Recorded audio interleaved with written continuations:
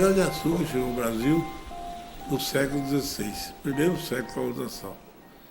Ela é originária da Ásia, foi transferida para o Mediterrâneo, para a Ilha da Madeira e depois foi trazida para o Brasil. E aqui em Pernambuco chegou com o primeiro donatário, Duarte Coelho Pereira. O primeiro engenho de Pernambuco surgiu onde é hoje o Forno da Cal, em Olinda. Era Nossa Senhora da Ajuda, por volta de 1540. Não tinha lógica os colonizadores chegarem na orla marítima, andarem 200, 300 km para o interior e começarem a fazer a colonização do interior para fora, não é? Então era de junto do mar para o interior. Porque produziu açúcar, botava o açúcar no barco, levava para o porto.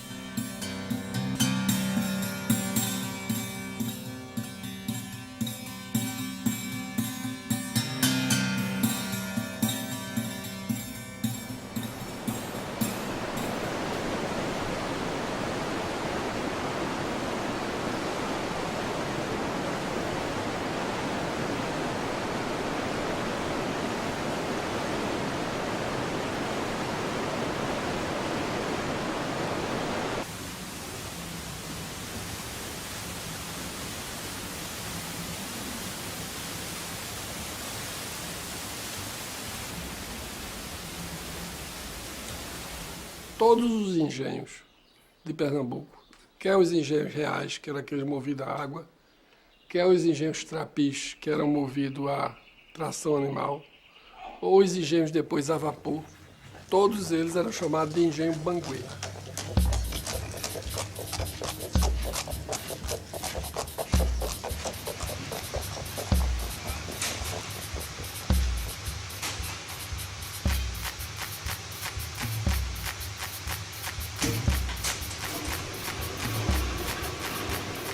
Por que eles eram engenho Banguê?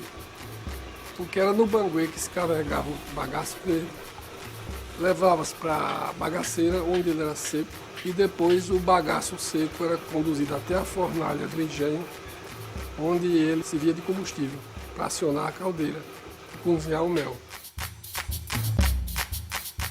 As moitas de engenho eram constituídas pela casa de moenda, pela casa de caldeira, que ficava logo ali, era onde havia o cozinhamento do mel, onde tinha as taxas, a casa de purgar, que é essa onde nós estamos, o encaixamento e a destilação.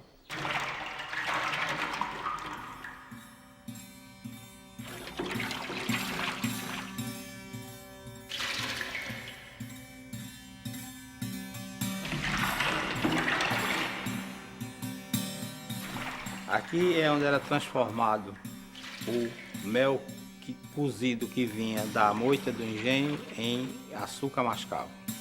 Então o processo consistia no seguinte: você na moita, você moía, extraía o caldo, ia para as taxas de cozimento e quando estava em ponto de virar açúcar, era transferido em balde manualmente para essas formas. Aqui ele levava 5, 8 dias em média, conforme a qualidade da cana, para cristalizar. Quando ele cristalizava, ele tem uma rolha de madeira embaixo, tirava-se aquela rolha e o mel corria, que não cristalizou, ficava só o pão de açúcar. E o açúcar que ficava aqui dentro, você deitava no banguê, levava para o seca, aqui ao lado, virava, ficava nesse formato aí.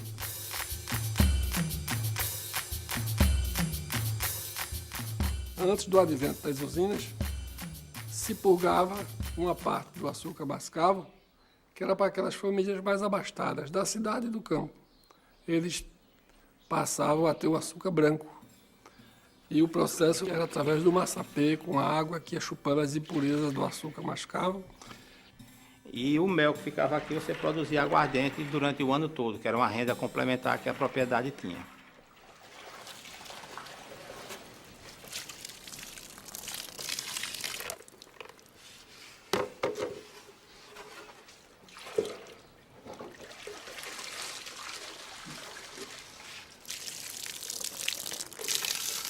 Há 50 anos atrás, aqui no município, a gente tinha 107 engenhos de rapadura.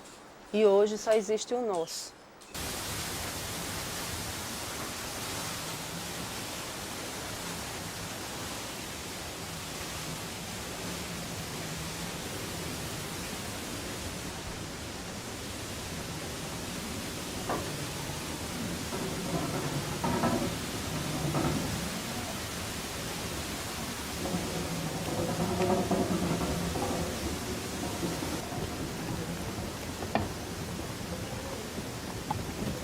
O caldo da cana, à medida que ele vai cozinhando, ele vai mudando de densidade, vai engrossando, vai mudando de tacho.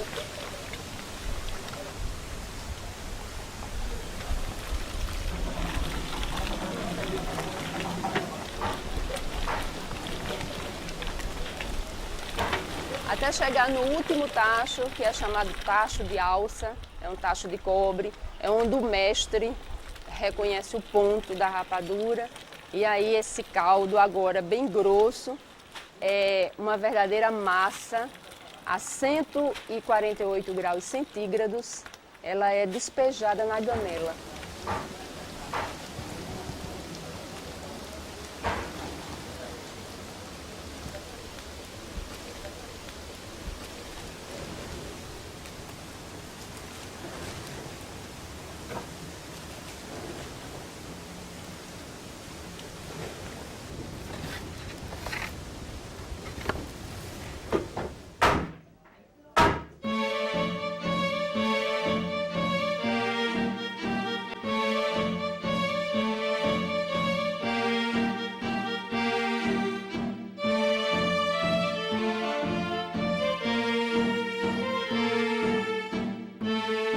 Esse engenho Itaparacurá, do ponto de vista histórico, ele é também muito rico porque ele preserva muitas edificações.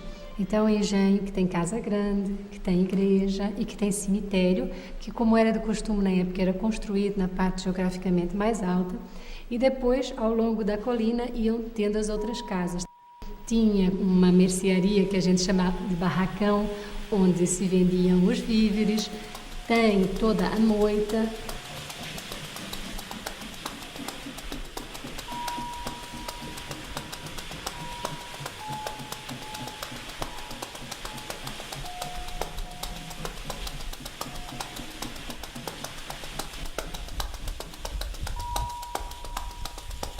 O que se chama casa grande nem sempre era uma grande casa. Casa grande é uma expressão que surgiu somente no século XIX, né? E que ficou, assim, sacramentada com o livro de Gilberto Freire, Casa Grande Senzala. Mas nem sempre se chamava casa grande, nem as casas eram grandes. Tanto os holandeses se referem às casas dos donos de engenho, como se o senhor de engenho não fizesse muito caso, não desse muita importância à casa. Desde que o engenho fosse bem, o resto era secundário, né? Com o tempo, né, principalmente no século XIX, é que a gente vai ver casas monumentais, onde realmente, por conta até mesmo da melhoria das comunicações, famílias passam a residir nas casas grandes, né? As fábricas não, as fábricas e as moitas, né, elas tinham a sua fisionomia, o seu aspecto praticamente ditado pelo processo construtivo, né? Se as moendas eram movidas a roda d'água ou a animais, né? Isso, de certa forma, definia um layout da fábrica. A capela também era muito simples, mas simples mesmo era a senzala, né? Realmente, porque a senzala era praticamente um depósito de gente, né? Não tinha nenhum conforto, né? É quase como se fosse uma prisão, né?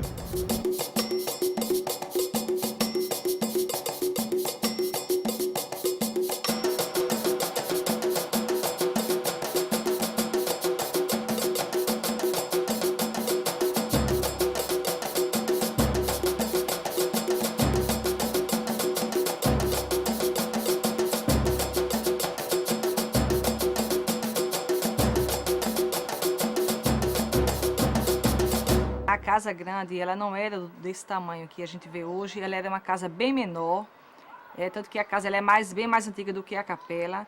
Depois é que teve a construção da capela e posteriormente essa casa grande ela foi crescendo ao lado, em direção à capela, até hoje formar um só corpo, que isso é uma das características marcantes aqui deste engenho. O senhor de engenho chegava à capela por uma ligação a partir da parte superior, do pavimento superior do engenho, e chegava à capela no coro ou nas tribunas e podia assistir às missas sem se misturar com o povo ou com os escravos. Quer dizer, é um tipo de arquitetura que mostra claramente a discriminação social, né?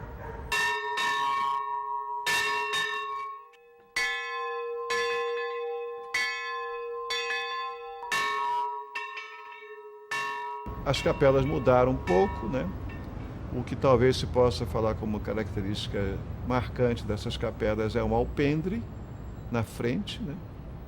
O que se pode atribuir ao fato de muitas pessoas assistirem à missa fora da igreja, porque não eram batizados, eram catecúmenos, né? Às vezes escravos, né? Então, assistir à missa dentro da igreja era um privilégio de poucos.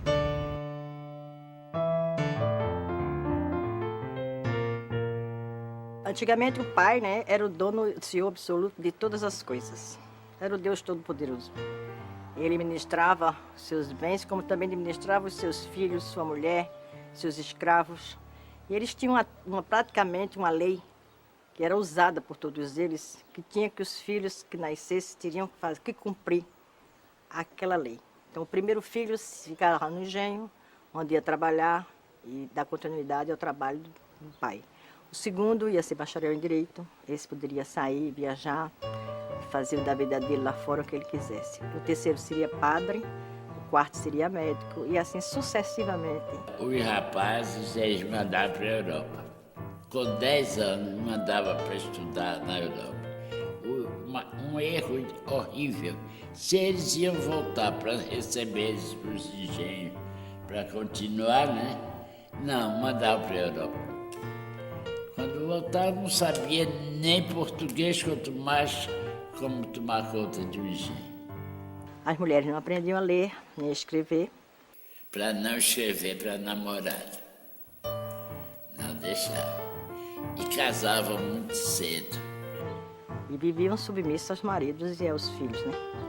E quando nasciam os filhos, já sabia com quem aquele filho ia casar e aquela filha a quem estava prometida. Geralmente os casamentos eram com os parentes, por causa da tal coisa, de ficarem com a terra, com os engenhos.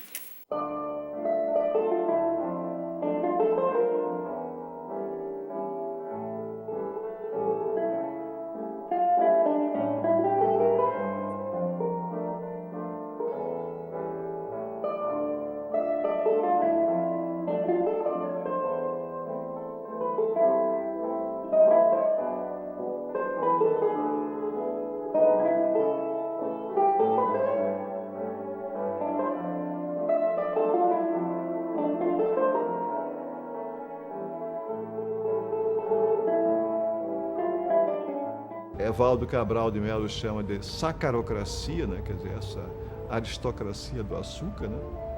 Era realmente uma evidência muito grande, principalmente em Pernambuco, né? Em que havia o horror ao trabalho braçal da parte do senhor de engenho, evidentemente, e dos seus familiares, né? Porque tinha gente para fazer tudo, né? Para abanar, para cozinhar, para escovar, para tudo. Uma das coisas que eu acho curiosas que ele tinha e que penso que era comum nesses engenhos eram essas cédulazinhas que o próprio senhor de engenho emitia e que tinham valores faciais variáveis. Esse aí é de 1000 reis e de 300 reis e que valiam como dinheiro. Eu acho que isto era um pouquinho como uma economia fechada, não é? O engenho tinha a sua mercearia, o pessoal recebia em cédulas, entrava do lado da mercearia, saía com as compras, deixava as cédulas lá.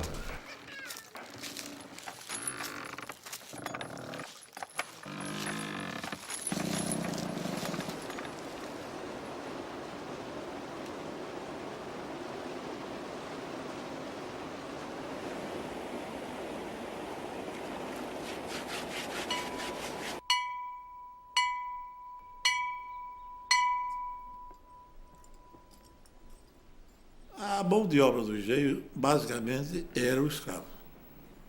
Indígena no começo, africano depois, mas dominantemente africanos. E o escravo vivia na senzala sob o controle dos feitores. Além do escravo, havia os técnicos, o mestre de açúcar, o fazedor de aguardente, etc., que eram geralmente portugueses ou eram mestiços já, contratados para aqueles afazeres. Eu só não fui aqui cego de guia, até guia para cego eu fui. Que eu cortei cana, pastorei boi, chamei boi. Todo serviço de rico, não mais de pobre, a maioria do serviço de pobre eu fiz. Serviço de engenho, né?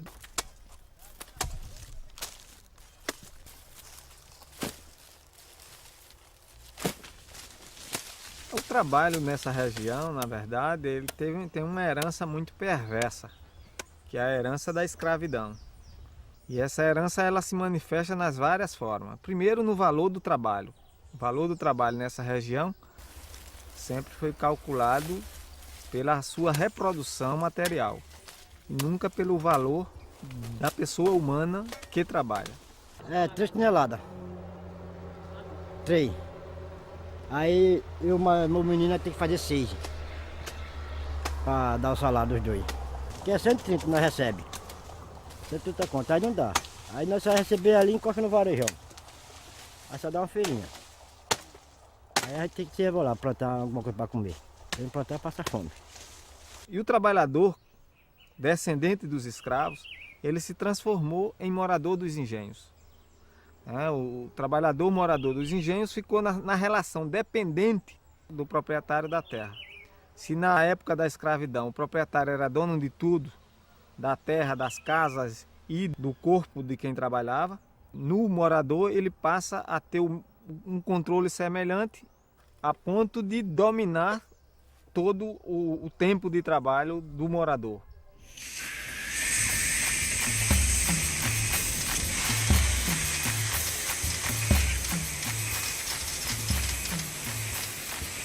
A partir do período republicano, alguns empréstimos são concedidos a um grupo, né, menor de senhores de engenho, muito restrito, e eles conseguem então estabelecer aqui o grande sonho deles, que era a mecanização da indústria agroaçucareira, e estabelecendo então as usinas.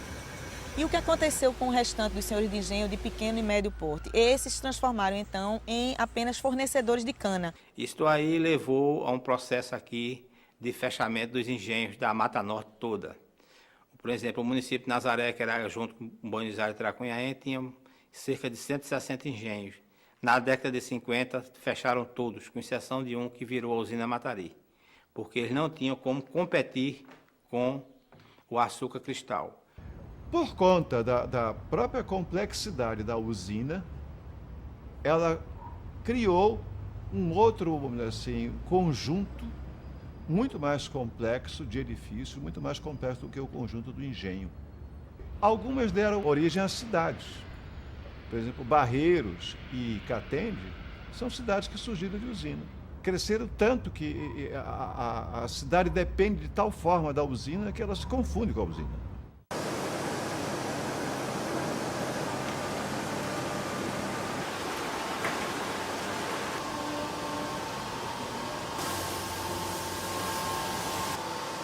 Pernambuco está hoje entre o 4º e o 5º produtor do Brasil em cana-de-açúcar e, portanto, na produção somada de álcool e açúcar.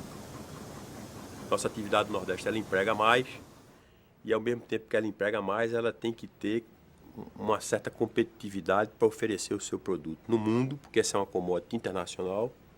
A gente não vende só para o mercado interno, a gente exporta para países da África, para a Rússia fortemente, para a comunidade europeia, para os Estados Unidos da América. Agora as usinas estão crescendo cada vez mais. E muita gente diz, em Pernambuco, o açúcar está em decadência, porque o número de usinas está diminuindo. O número de usinas está diminuindo, mas acontece que a produção está aumentando. A diminuição não é provocada pela decadência, é provocada pela concentração da terra e da produção. Na região tem 6 usinas e elas detêm 80% das terras. Então, quando ela passa a ter terra, essas terras ela não tem interesse em ter morador, então todos os sítios são eliminados, as sedes são desmanchadas que só interessa a terra limpa para plantar cana.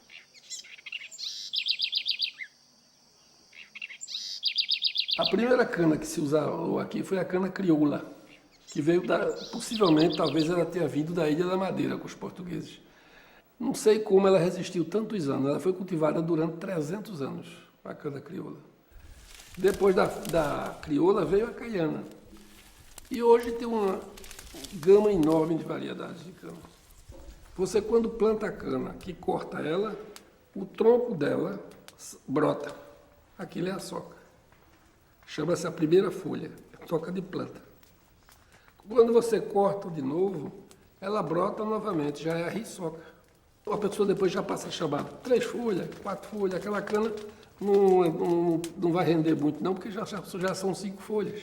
Quando a gente quer cortar crua, eles tocam fogo. A gente não toca, mas eles tocam, porque facilita para ele.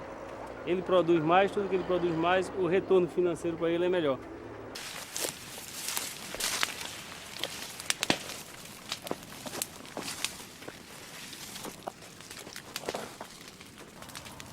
A gente corta queimada, porque se cortar crua, o trabalhador não faz a diária com ela crua. E livra de cobra, de caranguejeira, de tudo quanto é de... Lá vem o fogo, viu?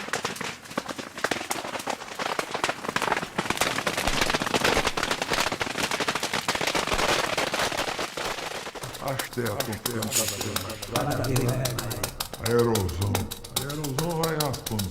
As terras estão ficando cada vez mais fracas, que é uma região acidentada. A erosão cada vez vai mais... Porque todo ano nós temos inverno, né? A erosão vai raspando tudo. E as canas, as terras, os invernos vêm, de uns 10 anos para cá, vem diminuindo.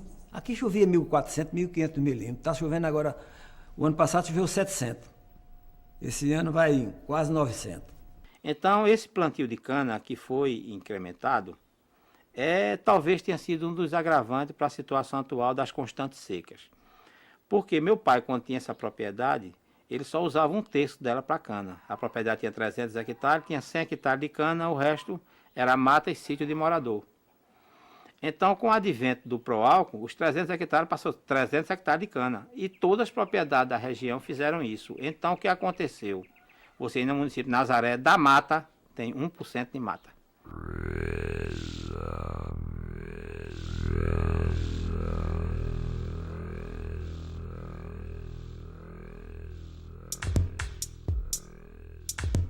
Você sabe, coisa velha, ela desaba a qualquer hora.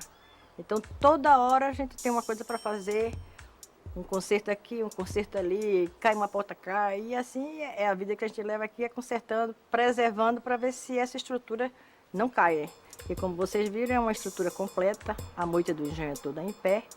E a gente não queria só que isso passasse através dos nossos filhos, que são os próximos, né? E não desabasse, não caísse. O patrimônio histórico? Deus me livre. Patrimônio histórico botar aqui, tombar, ele tomba mesmo. Tomba como tombou os outros, todinho que está tombado pelo patrimônio histórico. Que eles não dão um mínimo, nada. Eles querem dizer tombei e acabou. Os proprietários dos bens tombados, eles esperam do Estado que quando tem o tombamento, quando existe o tombamento, a figura do tombamento, tanto em nível estadual como em nível federal, se vê que os proprietários relaxam na conservação dos bens. E nesse caso, a lei é muito clara, a conservação e a recuperação dos bens é de responsabilidade do proprietário.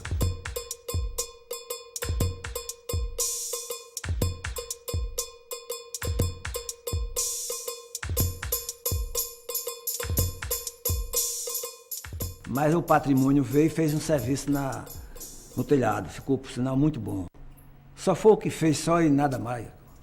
Mas eu não quero ver o ladrão entrar aqui e roubar. Se acontecer isso, eu me acho culpado. Na verdade, o que aconteceu foi isso. Ele teve a coberta restaurada, evitou-se um mal maior, que seria um desmoronamento, a transformação em ruína. Mas o que acontece com a Capela do Engenho Bonito é o que precisa ser rompido dentro da conservação do patrimônio. Não adianta restaurar sem definir um uso. Porque hoje não se mais restaura um local só por restaurar. Então é necessário que ele tenha um plano de gestão e de como ele vai ser sustentável ou não. E claro, a gente não pode pensar que vão ser preservados todos os engenhos de Pernambuco, mas é muito urgente se mapear isso, se estabelecer níveis de risco, o que significa níveis de perigo, de periculosidade e níveis de vulnerabilidade, para que se avalie as emergências, as prioridades. Você não tem que pensar sempre que tem que musealizar o nosso patrimônio. Por que uma casa grande não pode ser um ambulatório? Por que não pode ser um posto médico? Isso é útil. E é possível fazer isso sem descaracterizar o edifício. E torna-se útil e a sua utilidade é reconhecida por quem precisa.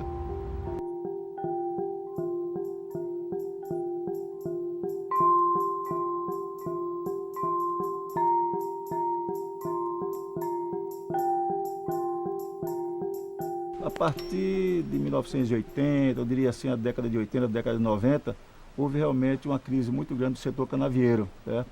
E não passou a ter as propriedades a mesma rentabilidade que tinha antes. Então, por conta disso aí, nós procuramos diversificar como fonte alternativa de você ter uma renda adicional à cana-de-açúcar para poder que a propriedade conseguisse sobreviver diante da crise que assolou basicamente o setor canavieiro. A cachaça deixou de ser uma coisa marginal, né? E está se tornando uma bebida que a classe A, vamos dizer, está tomando. Então, a aguardente artesanal é um negócio que está realmente tendo uma aceitação boa. Nós estamos procurando uma alternativa através do turismo rural. É uma alternativa mesmo para ajudar na manutenção da propriedade. Conhece um pouco da história do nosso estado, que é a história do Brasil, né? A verdade da colonização toda, da primeira monocultura que foi implantada no nosso país, a questão da cana-de-açúcar. Então aqui o pessoal tem uma verdadeira aula de história e é por isso que o nosso público maior aqui é o pedagógico, nosso turismo é mais o pedagógico.